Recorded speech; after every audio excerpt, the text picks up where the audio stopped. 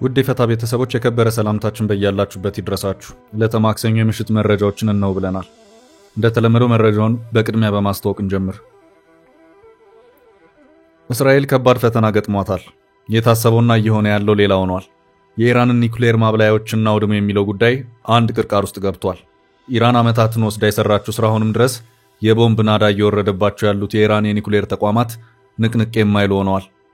እንዴት የሚለውን በተመለከተ ጥንቅራችን ዘርዝሮ የሚያደርሳችሁ መረጃ ይኖራል። በኢራን እስራኤል ጉዳይ ቻይና ገብታበታለች። ሁለት የቻይና ቃጫኝ ካርጎ አውሮፕላኖች በስውር ኢራን የመግባታቸው ጉዳይ በእጅጉ እያነጋገረ ነው። በረራው በሚስጥር መሆኑ ሳያንስ ምንጭ ነው ገቡ የሚለውን ጉዳይ እንደዚሁ ማነጋገሩን ቀጥሏል። የኢራንን ሰማይ ጠንቅቄ ተቆጣጥሬ ያለው ያለችው እስራኤል የት ገባች የሚለውን ጉዳይ እያነጋገረ ነው። ጥንቅራችን ከያዛቸው መረጃዎች መካከል አንዱ ነው።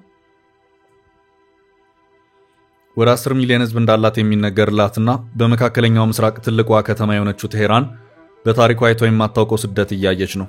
እስራኤል እያደረገች ያለችውን ድብደባ ተከትሎ በሺዎች የከተማው ነዋሪዎች ስደት ገብተዋል። የከተማ መውጫዎች በከፍተኛ ትራፊክ ተጨናንቆ ታይቷል። ሁኔታውን የምንመለከት ይሆናል። እስራኤል ኢራንን በኒውክሌር የምታጠቃ ከሆነ ፓኪስታን በተመሳሳይ በኒውክሌር መሳሪያ እስራኤል ላይ ጥቃት ልታደርስ እንደምትችል ተገልጿል። ጉዳዩ አጠር ያለ ዘገባ አለው። የኢትዮ ኤርትራ መረብ ራማ ድንበር ተከፍቷል። የህወሓቱን አክቲቪስት ስታሊንን በአስመራ አቀባበል ያደረጉለት የፕሬዝዳንት ኢሳያስ አፈወርቂ አስተዳደር ቁልፍ ሰው አወል ሰይድ በድንበሩ የመክፈቻ ስነ ስርዓት ላይ ተገኝተዋል። ከሁለቱም ግዛቶች በርካቶች ድንበር አቋርጠው ሲገቡ የሚያመለክቱት ተንቀሳቃሽ ምስሎች በስፋት ተጋርተዋል። ሙሉ መረጃውን እናደርሳለን። 37 ኢትዮጵያውያን በሳውዲ ከሞት ፍርድ ጋር ተፋጠዋል። 32 መንግስታዊ ያልሆኑ ተቋማት በሳውዲ አረቢያ በቀላል ወንጀል የሞት ፍርድ መበራከቱን ይሄ ግድያ እንዲቆምም ጥያቄ አቅርበዋል። ከበርካታ ሀገራት የተውጣጡ የሰብአዊ መብት ድርጅቶች በተለይም የግብጽ፣ የኢትዮጵያና የሶማሊያ ዜጎች ከሞት ቅጣት ጋር ተፋጠው በስጋት እስር ቤት ውስጥ ይገኛሉ ማለታቸውን ከጥንቅራችን ይሰማሉ። የትግራይ ክልል ጊዜያዊ አስተዳደር ፕሬዝዳንት ሌተናል ጀነራል ታደሰ ወረደ በትግራይ ህዝብ ላይ የተፈጸመው የዘር ማጥፋት ወንጀል ተሰንዶ መያዝ አለበት፣ ፍትህና ተጠያቂነት ሊረጋገጥ ይገባል ብለዋል። ጀነራሉ በአይሁዶች በሩዋንዳና በሌሎችም የዓለማችን ክፍሎች ላይ የተፈጸመው እልቂትና ጭፍጨፋ በሰነድ ማስረጃዎች ላይ የተመሰረቱ ናቸው ሲሉ ተናግረዋል። መረጃው የጥንቅራችን አካል ነው። እስከ ፍጻሜው አብራችሁን ቆዩ። የምንለቃቸው ዕለታዊ ትኩስ ዜናዎች እንዲደርሷችሁ ላይክ፣ ሼር፣ ሰብስክራይብ ማድረግ እንዳትረሱ።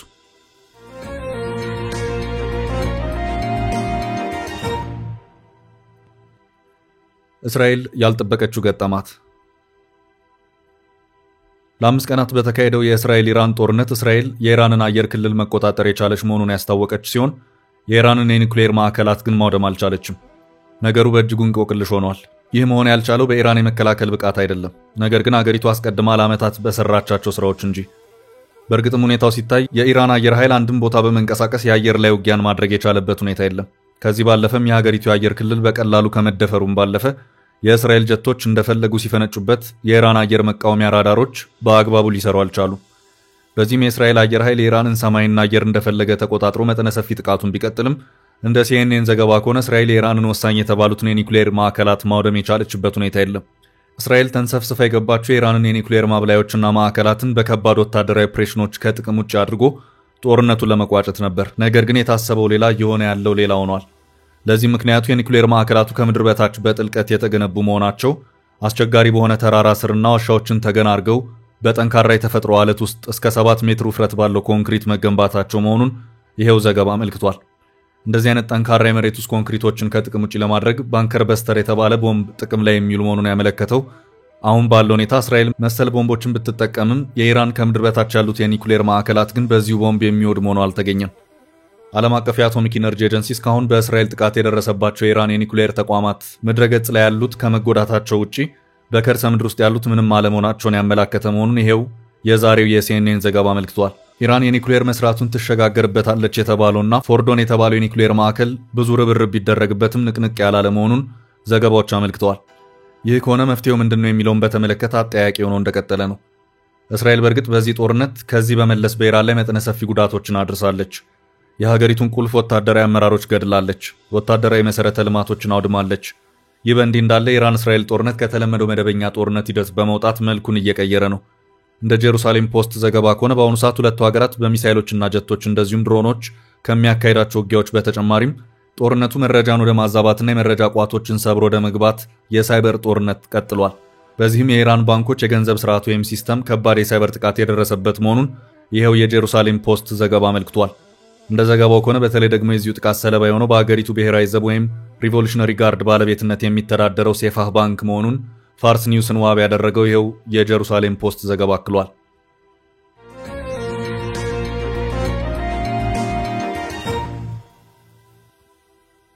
በሌላ በኩል በኢራን እስራኤል ጉዳይ ቻይና ገብታበታለች። እጅግ ከፍተኛ የሆነ የአየር ላይ ትንቅንቅ በሚታይበት የመካከለኛው ምስራቅና የቻይና የአየር ክልል ሁለት የቻይና ቃጫኝ አውሮፕላኖች ኢራን ገብተው ማረፋቸው በብዙ እያነጋገረ ነው። የኢራን የአየር ክልል ለበረራ ዝግ ነው በሚል ባይታወጅም ከደህንነት ስጋት ጋር በተያያዘ በርካታ የአየር መንገዶች ወደ ቀጠናው የሚያደርጓቸውን በረራዎች ከሰረዙ ዋላ ደር ብለዋል። አሁን እየታየ ያለውን ከባድ ወታደራዊ ትንቅንቅ ተከትሎም በተለይ ደግሞ ወደ ኢራንና እስራኤል በረራዎችን ማድረግ የማይታሰብ ነው።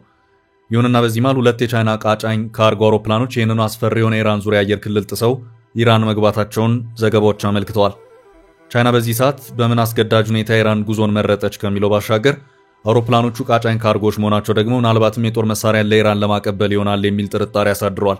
ፋይናንሻል ኤክስፕረስ ባሰራጨው ዘገባ እነዚህ አውሮፕላኖች ምናልባትም ወደ ኢራን እንዳይገቡ የተከለከሉ ቁሳቁሶችንና ለኢራን ተጨማሪ ወታደራዊ አቅምን ሊፈጥሩ የሚችሉ መሳሪያዎችን ጭነዋል ተብሎ ይጠረጠራልም ሲል አስታውቋል። እንደ መረጃው ከሆነ አውሮፕላኖቹ ወደ ኢራን የአየር ክልል የገቡት ከየትኛውም ግንኙነት መስመሮች ወይም ትራኪንግ ሲግናልስ ውጭ በመሆን ነው። ቻይና ከሰሞኑ እስራኤል ኢራንን ማጥቃቱ ዓለም አቀፍ ሕግን የሚጻረር ነው በማለት አቋሟን ገልጻለች። ከዚሁ ጋር በተያያዘም የሀገራቸውን የቻይና አቋም የገለጹት የውጭ ጉዳይ ሚኒስትር ዋንጊ መሆናቸውን የብሉምበርግ ዘገባ አመልክቷል።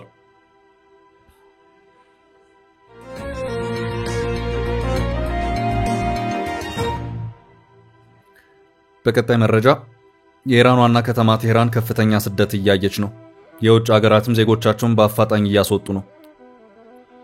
ወደ 10 ሚሊዮን ህዝብ እንዳላት የሚነገርላትና በመካከለኛው ምስራቅ ትልቋ ከተማ የሆነችው ቴህራን በታሪኳ አይታ የማታውቀው ስደት እያየች ነው። እስራኤል እያደረገች ያለችውን ድብደባ ተከትሎ በሺዎች የከተማው ነዋሪዎች ስደት ገብተዋል። የከተማ መውጫዎች በከፍተኛ ትራፊክ ተጨናንቀው ታይተዋል። ከትላንት ማክሰኞ ንጋት ጀምሮ የቴህራን ማዕከላዊ ስፍራ ባዶ ሆኖ የታየ ሲሆን በከተማው ያሉ መገበያዮች፣ ሱቆችና የመዝናኛ ስፍራዎች በራቸው ተዘጋግቷል። ቴህራን እንደዚህ አይነት ክስተት ያስተናገደችው በኮቪድ ወረርሽኝ ወቅት ነበር። የእስራኤል ጦር የቴህራንን ነዋሪዎች በከፊል ለቀው እንዲወጡ በሳምንቱ ሰኞ ዕለት አስጠንቅቆ ነበር። እስራኤል በትንሹ 300,000 ሰው ከተማውን ለቆ እንዲወጣ ነው ያስጠነቀቀችው። ሰኞ የጀመረው ስደት ትላንት ማክሰኞና ዛሬ በእጅጉ ከፍ ብሎ ታይቷል። ወደ ከተማዋ መውጫ የሚያመሩ መንገዶች ከጠዋት እስከ ማታ በከፍተኛ ትራፊክ ተጨናንቀዋል። አብዛኞቹ የከተማው ነዋሪዎች ወደ ካስፒያን ባህር ክልል በማቅናት ከእስራኤል ድብደባ ለመትረፍ እየተንቀሳቀሱ ነው።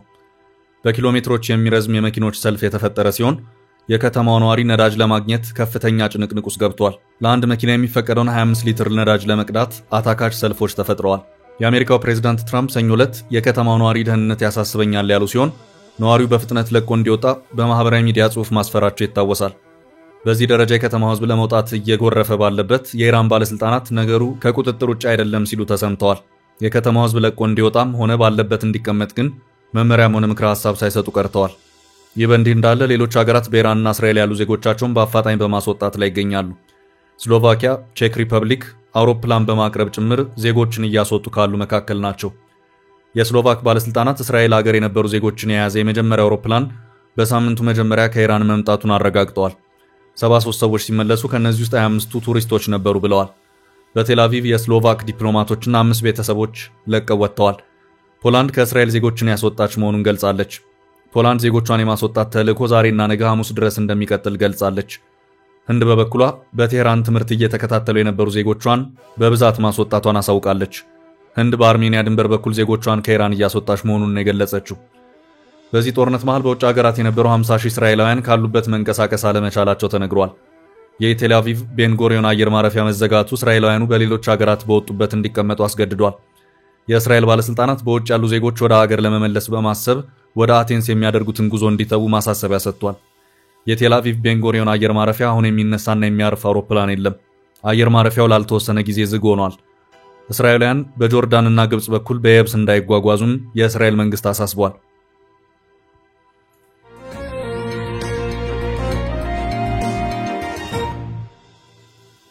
ይህ በእንዲህ እንዳለ ፓኪስታን እስራኤልን በኒኩሌር መሳሪያ ልትመታ ትችላለች ተባለ።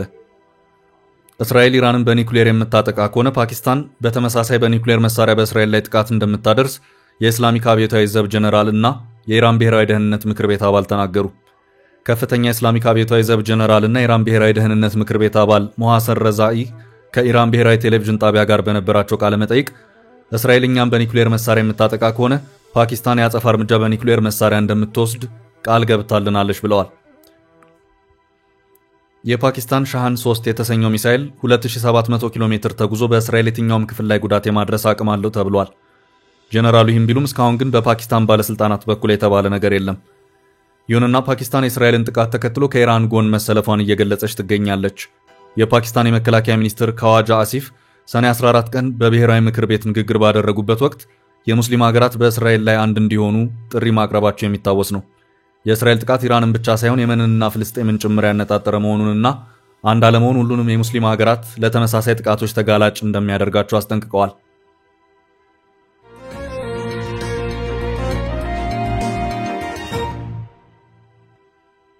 በቀጣይ መረጃ የኢሳያስ ቁልፍ ሰው ድንበሩን አስከፈቱ። የኢትዮ ኤርትራ መረብ ራማ ድንበር ተከፍቷል። የህወሓቱን አክቲቪስት ስታሊንን በአስመራ አቀባበል ያደረጉለት የፕሬዝዳንት ኢሳያስ አፈወርቂ አስተዳደር ቁልፍ ሰው አወል ሰዒድ በድንበሩ የመክፈቻ ስርዓት ላይ ተገኝተዋል። ከሁለቱም ግዛቶች በርካቶች ድንበር አቋርጠው ሲገቡ የሚያመለክቱ ተንቀሳቃሽ ምስሎች በስፋት ተጋርተዋል። ባሳለፍነው ሳምንት በተመሳሳይ ዛላምበሳ ድንበር መከፈቱ ይታወቃል። ላለፉት 6 ዓመታት ዝግ የነበረው የዛላምበሳ ድንበር ባለፈው ሳምንት በደማቅ ስነ ስርዓት የሀገር ሽማግሌዎች፣ የሃይማኖት መሪዎች በተገኙበት የመክፈቻ ስነ ስርዓቱ መከናወኑ ተዘግቧል። የኢትዮጵያና የኤርትራ መንግስታት በደረሱ ስምምነት መሰረት ከ6 ዓመታት በፊት በ2011 ዓ.ም መስከረም ወር ላይ 4ቱ ድንበሮች በይፋ መከፈታቸው ይታወሳል።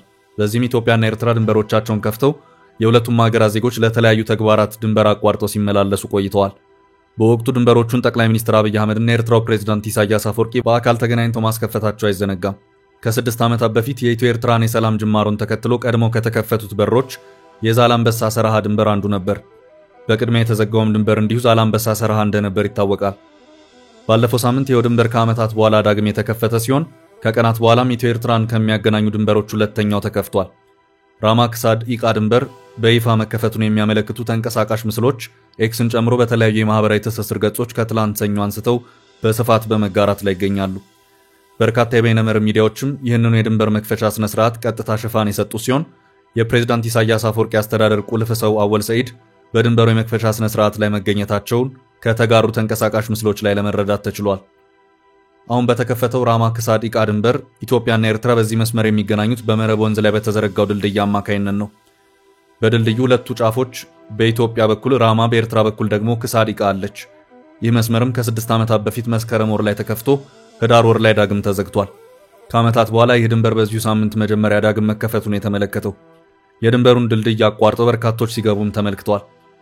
ባለፈው ወር የህወሓት አክቲቪስቶች ወደ ዛላምበሳ ድንበር ካቀኑ በኋላ የድንበር መክፈት መርሃ ግብሮች በተከታታይ በመከናወን ላይ ይገኛሉ። ጽምዶ በሚል መጠሪያ አዲስ ህብረት መፈጠሩም ተመላክቷል። ከአንድ ወር በፊት የህወሓቱ አክቲቪስት ሰብዝ ዛሃነሰብ ወደ ዛላምበሳ በማቅናት ከፕሬዝዳንት ኢሳያስ አፈወርቂ ቁልፍ የፕሮፓጋንዳ ሰው ጋር መምከሩ ከተሰማና ሌላኛው የህወሓት አክቲቪስት ስታሊን ለኤርትራ ነጻነት ክብረ በዓል አስመራ መገኘቱ ከተዘገበ በኋላ ድንበሮቹ ተከፍተዋል። ሌሎች ሁለት ድንበራት ማለትም ሁመራ ኦማሃጀር እና ቡሬ ደባይ ሲማን መከፈታቸውን በተመለከተ እስካሁን በይፋ የታወቀ ነገር የለም። በተከታታይ በመከናወን ላይ ስለሚገኙት የድንበር መክፈቻ ስርዓቶች ፌዴራል መንግስቱ እስካሁን በይፋ ያለው ነገር የለም። የድንበር መክፈት ስርዓቶቹም በፌዴራል መንግስቱ ቅና ስለመካሄዳቸው ይህ ዜና እስከተጠናቀረበት ሰዓት ድረስ በይፋ የተገለጸ ነገር የለም።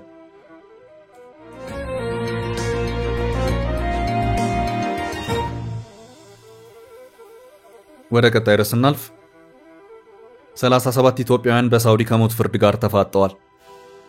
32 መንግስታዊ ያልሆኑ ተቋማት በሳውዲ አረቢያ በቀላል ወንጀል የሞት ፍርድ መበራከቱን ይሄ ግድያ እንዲቆምም ጥያቄ አቅርበዋል።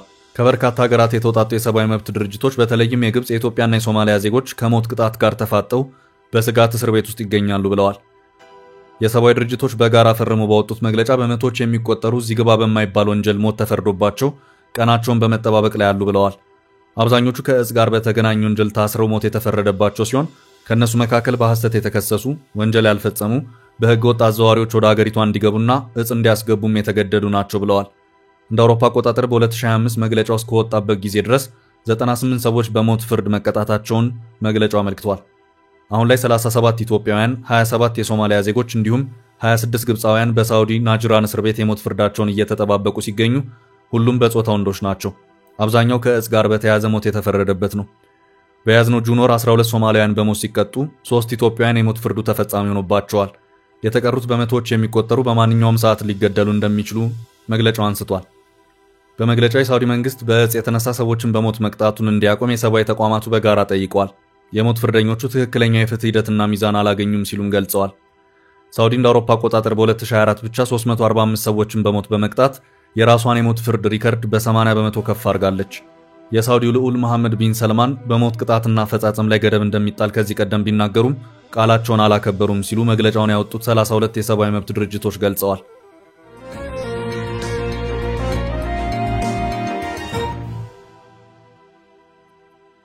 በመጨረሻም የዘር ማጥፋት ተፈጽሟል ጀነራሉ። የትግራይ ክልል ጊዜያዊ አስተዳደር ፕሬዝዳንት ሌተናል ጀነራል ታደሰ ወረደ በትግራይ ህዝብ ላይ የተፈጸመው የዘር ማጥፋት ወንጀል ተሰንዶ መያዝ አለበት፣ ፍትህና ተጠያቂነት ሊረጋገጥ ይገባል ብለዋል። ፕሬዝዳንቱ ይህን የገለጹት በክልሉ የተቋቋመ የዘር ማጥፋት ጥናት ኮሚሽን ባዘጋጀው በትግራይ የዘር ማጥፋት ድርጊት አመላካች የቁሳቁስ መረጃ አሰባሰብና አጠባበቅ በሚል ርዕስ ትላንት ሰኔ 9 ቀን 2017 ዓ.ም በተካሄደ የምክክር መድረክ በመገኘት ባስተላለፉት መልእክት ነው። ፍትህና ተጠያቂነትን ለማስፈን የጄኖሳይድ መረጃዎችን ማሰባሰብና ማቆየት አስፈላጊ ነው ሲሉ ሌተናል ጀነራል ታደሰ ተናግረዋል። የትግራይ ክልል ጊዜያዊ ፕሬዝዳንት ሌተናል ጀነራል ታደሰ ወረደ ትላንት በመቀለ በተከናወነው መድረክ ላይ ተገኝተው በሰጡት ገለጻ እነዚህ መረጃዎች በጥናት መሰብሰብና ማቆየት ዋና ዓላማው በቀል ሳይሆን ዓለም አቀፉ ማህበረሰብ እንዲማርበት እንዳይረሳና እንዳይደገም ማስቻል መሆኑን አስረድተዋል። ጀነራሉ በአይሁዶች በሩዋንዳና በሌሎችም የዓለማችን ክፍሎች ላይ የተፈጸሙ እልቂትና ጭፍጨፋ በሰነድ ማስረጃዎች ላይ የተመሰረቱ ናቸው ሲሉም አክለዋል። ቻችን ለዛሬ ያዝንላችሁ ርዕሰ ጉዳዮች እዚህ ላይ ቋጨን።